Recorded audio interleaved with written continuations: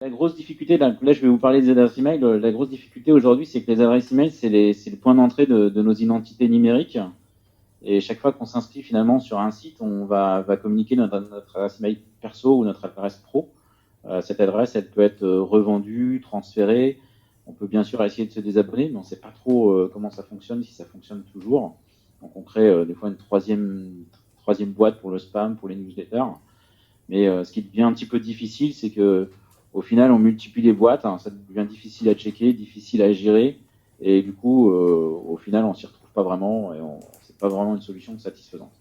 Donc, ce que je vous propose, c'est de découvrir ici Spamex, hein, donc qui est l'outil que vous voyez dans le navigateur, donc qui est un outil absolument pas HTML5, parce que je crois que je suis inscrit dessus depuis 2007, qui vous permet de créer ce qu'on appelle des adresses de redirection.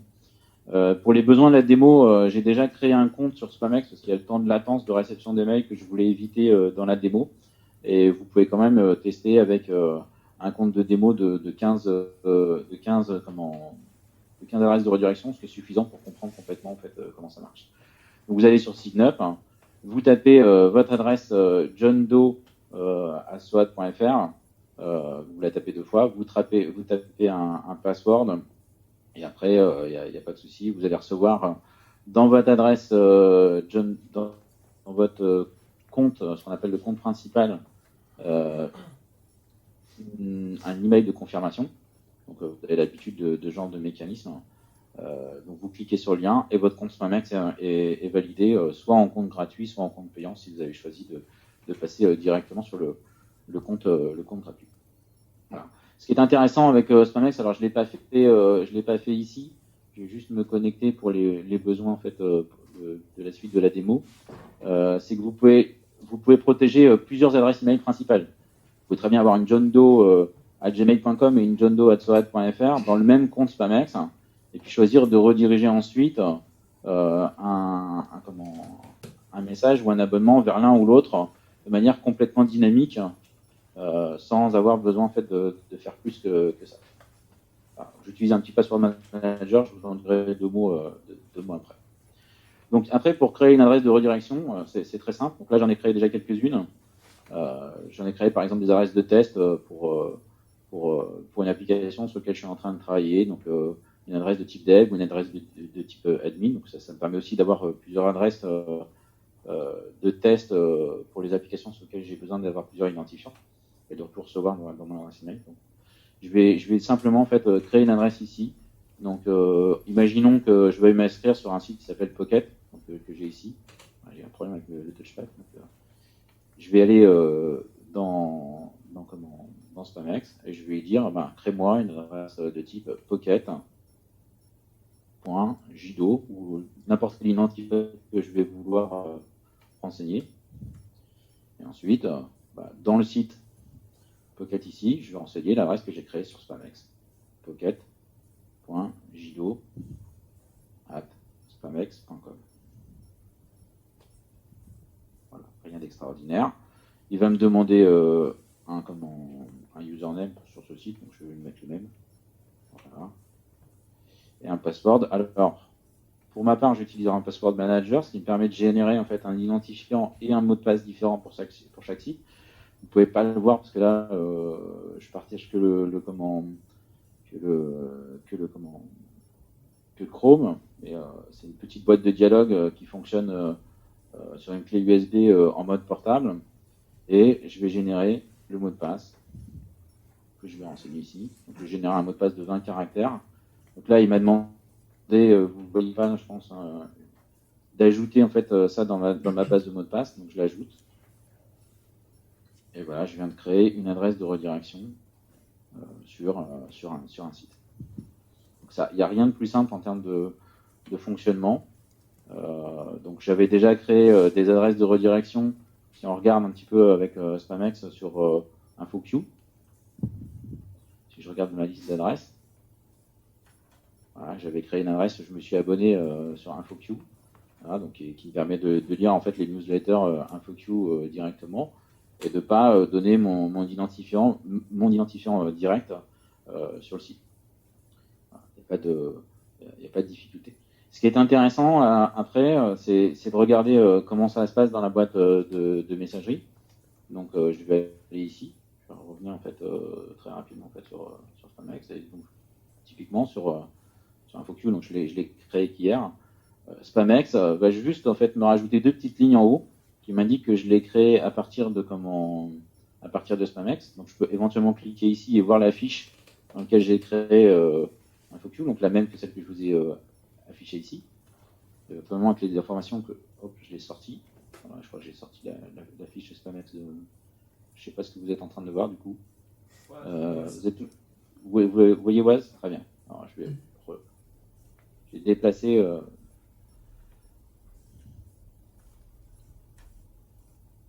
Voilà, je vais revenir dessus. Donc, vous voyez directement en fait la fiche d'InfoQ quand vous cliquez sur le haut de votre email. Et ce qui est intéressant aussi, c'est ça. C'est-à-dire que là, vous avez votre destinataire, c'est pas votre adresse johndoe@soad.fr, mais c'est bien infoq@jido@spamex, ce qui vous permet de créer des filtres sur un champ qui est fiable. Parce que un émetteur peut toujours changer, soit de domaine, soit d'identité, mais le champ tout, pour que le mail vous arrive, il sera forcément fiable. Donc vous pouvez créer des filtres sur toutes vos newsletters, sur les champs en fait, sur lesquels vous abonnez, et filtrer à partir de ce champ qui sera toujours bon.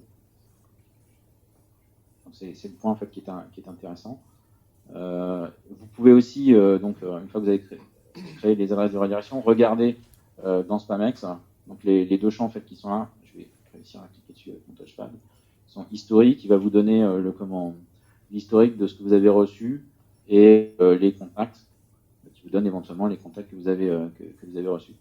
Ce qui veut dire que si jamais un jour un site, pas forcément InfoQ, mais un site sur lequel vous êtes abonné, revend votre adresse email, vous avez une facilité assez simple. Vous n'avez donné que cette adresse email au site, et donc vous pouvez vous reconnecter sur ce site, changer votre adresse Spamex, et en même temps regarder éventuellement ce qui s'est passé en fait dans votre historique.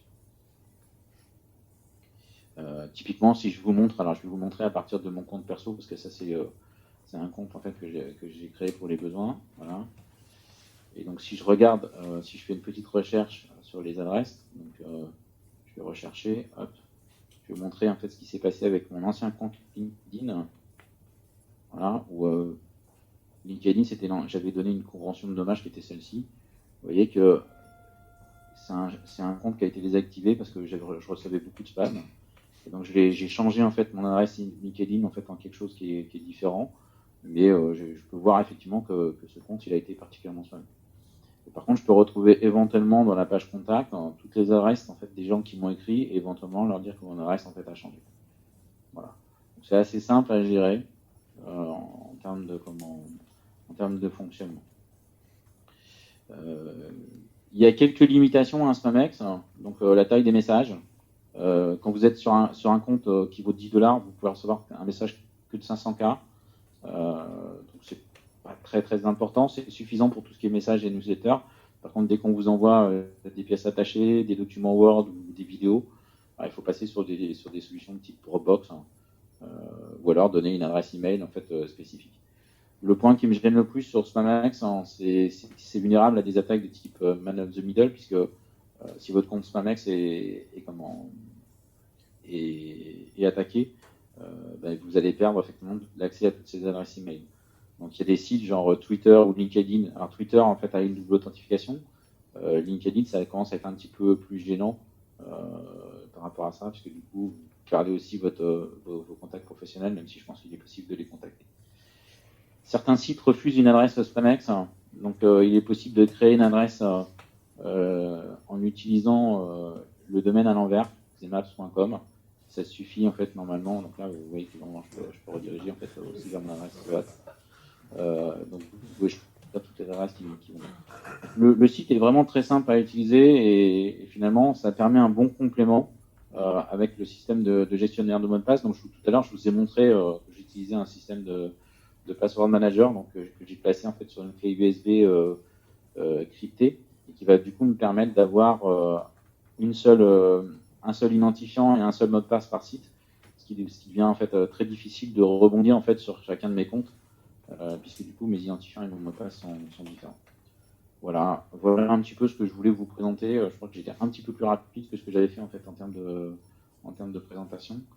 Donc, je ne sais pas si vous avez du coup des questions par rapport à ça. C'était un petit outil pour vous mettre un petit peu en bouche. Ça fonctionne. Alors, le Password Manager, c'est aussi une bonne solution. Typiquement, si vous allez sur un site, je vais vous le remontrer en fait un petit peu. Donc, si je vais sur TouchNote, qui est comment. Alors, sur Trello, je l'ai aussi utilisé. Je vais y arriver. Ça fonctionne de la même manière. C'est-à-dire que si je vous montre les identifiants, en fait, Spamex, c'est ce qui se passe aussi. Donc ça permet d'envoyer des cartes postales. Il va automatiquement détecter plus. Spamex. Je lui donne un petit peu de temps. C'est ce qu'il fait. Bon, ok. Ouais. Voilà. Et là, automatiquement, là, je suis pas du tout en train d'interagir. En fait, c'est le Password Manager qui va automatiquement les identifiants et qui va se connecter. Voilà ce que je pouvais vous dire sur le mécanisme. Ok, très bien, merci Michael. Est-ce que vous avez des questions? Oui, Antoine.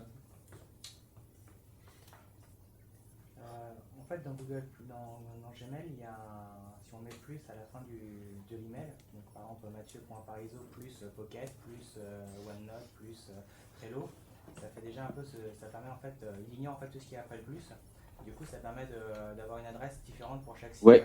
Ça évite un peu ce système-là qui est payant, etc. Du coup, j'ai du mal à voir l'intérêt de Spamex par rapport à notre système. C'est quoi la plus-value?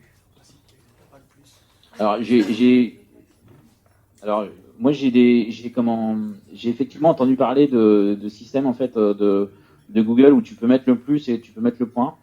Je t'avoue que j'ai utilisé Spamex quasiment avant en fait d'être sur Google, donc du coup je l'ai gardé. Et je suis pas sûr que du coup ce soit forcément très intéressant dans le sens où le système de plus, au final, tu peux très bien faire une regex et comprendre en fait quelle est l'adresse de départ, hein, parce que tu vas juste rajouter quelque chose derrière ton adresse. Là, tu peux vraiment créer ton identifiant et ton identifiant, il a rien à voir avec ton compte Gmail de départ. Hein. Par contre, te loguer à chaque fois sur Spamex, créer une adresse, la relier à l'autre, etc. En fait, c'est quand même assez fastidieux à chaque fois que tu t'inscris à un site, je trouve. Ouais, c'est pas très long. Hein. Ça me prend 10 secondes, 15 secondes, allez, une minute quand je suis effectivement avec un touchpad. Et pour le coup, aujourd'hui, j'ai quasiment aucun spam. Et les newsletters, donc je voulais pas montrer, mais évidemment dans Spamex, quand on retourne en fait sur Spamex, on peut fermer une adresse parce que c'est tout l'intérêt de Spamex. Bon, j'aurais dû vous le montrer. C'est d'aller se connecter sur une adresse.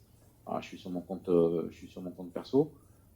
J'aurais dû le faire avec le compte de John Doe, ça serait quand même plus sympa. Voilà. Là, c'est le Password Manager qui m'a automatiquement connecté.